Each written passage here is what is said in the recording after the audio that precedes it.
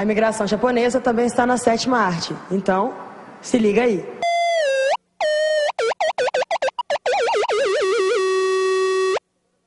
Todas as quartas-feiras nós vamos dar dicas culturais.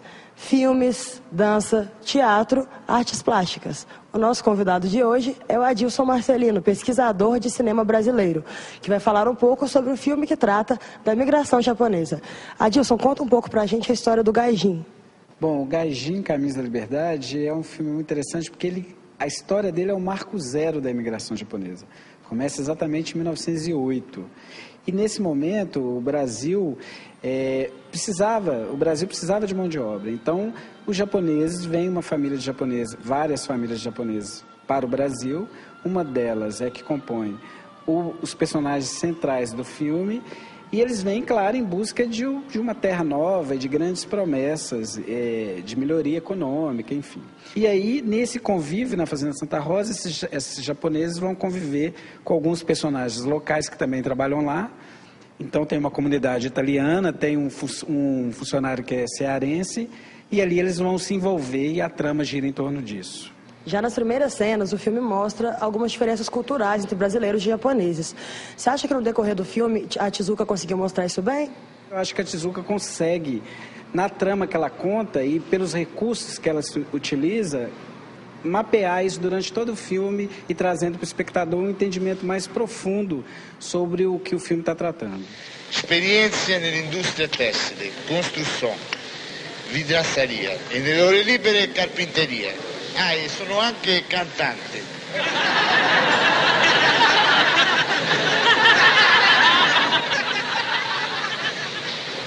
廃工地における雇用契約一つ、各自は農場側から分担された面積に必要な仕事を果たすべし。 Você falou dos recursos, um deles foi utilizar atores das nacionalidades que eles representavam. Como é que funciona para fazer uma produção com atores de vários países? Tem o recurso de usar um intérprete, alguma coisa do tipo?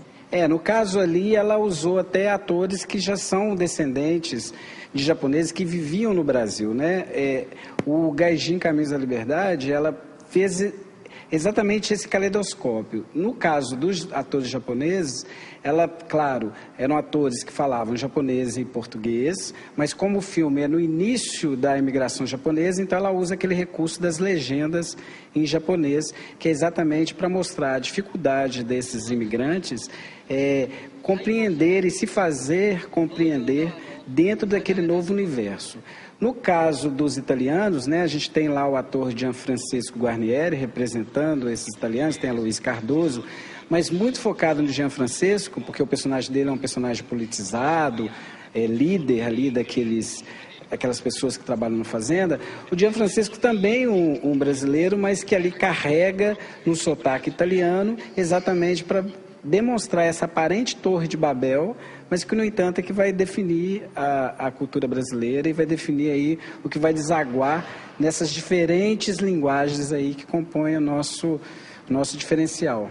Você citou um ator que costuma estar em novelas. Tem também no filme Antônio Fagundes. Você acha que a imagem desses atores não fica muito vinculada aos papéis deles em novelas e fica difícil para a gente assistir o filme e não remeter direto a esses personagens que eles já fazem? Bom, o Gaijin é um filme de 1980, né? Eu acho que há um certo preconceito. Se a gente trazer essa discussão para os dias de hoje há muito essa história de que há atores globais fazendo cinema, é uma coisa ruim. É claro que quando você vê um ator que trabalha sistematicamente na televisão, ele de certa forma já construiu uma identidade. Quando você entra para ver um filme, você acaba identificando aquele ator por aquele papel que ele fez na televisão. Às vezes um ator que fez o galã em várias novelas. Mas eu acho que isso é uma forma meio torta assim, de ver, porque ator é ator. E independe do veículo, seja o cinema, seja o teatro, seja o circo, ou seja a dança, muitos atores também trabalham com dança. E eu acho que no caso ali específico, em 1980, o Antônio Fagundes e Gianfrancesco Guarnieri são pessoas do teatro, com forte trajetória teatral, são pessoas também da televisão, mas são pessoas do cinema brasileiro, assim. É assim, né? Pega-se a gaia e puxa. Né? pode puxar. Né? Se puder não arrancar muita folha, é bom. Mas se arrancar também não tem problema não, que depois não assunto. Viu? Não pode é quebrar os galhos. Se quebrar os galhos, a planta morre. Não pode bater. Se bater, pá, pá, pá, a planta morre. O Gaijin foi premiado como melhor filme em alguns festivais e também ganhou agora uma continuação em 2005. Por que você acha que o filme teve esse destaque todo? Olha, a Tezuka Yamazaki, quando ela fez esse filme, foi uma grande surpresa, assim, porque se a gente voltar a olhar histórico para a época, é uma época que não existia muitas mulheres dirigindo filme. A Tezuka Yamazaki é uma das precursoras.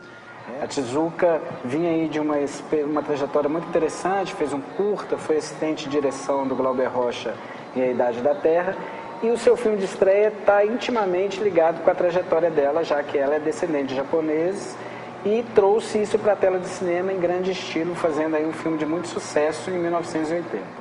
E a Tezuka, ela fez um grande filme. Tanto que nos filmes seguintes da Tezuka, o Paraíba, o Pátria Amada, ela conseguiu ainda manter uma linguagem muito autoral.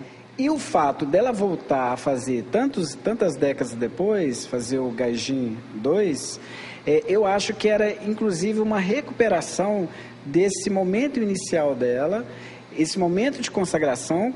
Como você disse, ela recebeu muitos prêmios, o Gaijin foi muito premiado. Foi premiado, teve menção em Cannes, foi premiado em Havana, foi premiado em vários países, no Brasil também, foi prêmio Air France. E eu acho que quando ela voltou para fazer essa continuação, era exatamente para reencontrar não só essa temática e alguns personagens, mas talvez também reencontrar a sua gênese cinematográfica e tão bem sucedida.